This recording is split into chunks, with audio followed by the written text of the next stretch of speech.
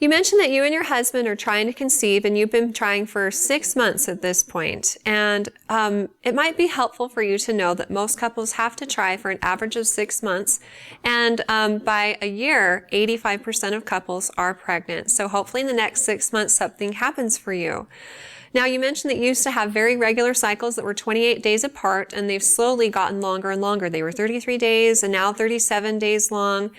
And an average cycle length is 25 to 35 days from the beginning of one period to the beginning of the next. And if you're having regular cycles, then chances are you're ovulating about mid-cycle. And if you have intercourse 5 days leading up to ovulation or on the day of ovulation, then pregnancy is a possibility. The only thing you can do if you suspect pregnancy is wait until your next period should start. And if it never does, then take a home pregnancy test.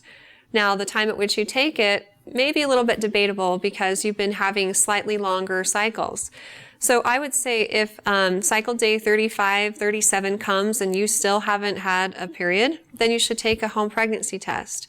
And if that one's negative, then wait another week and repeat the test if you still haven't started your period. And if at that point it's negative and you still have suspicions or concerns, call your doctor and they can decide if further testing is warranted.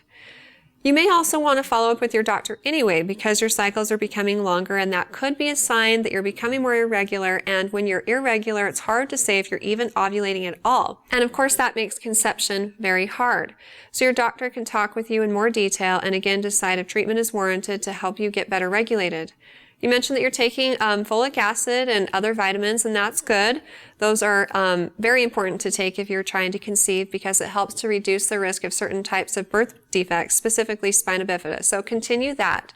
And I hope the best for you and your husband and that you're able to ask pregnancy questions in the future. If you do have more questions for me, please feel free to ask them on our Facebook page at facebook.com/InnerMountainMoms, and recommend us to your friends and family too.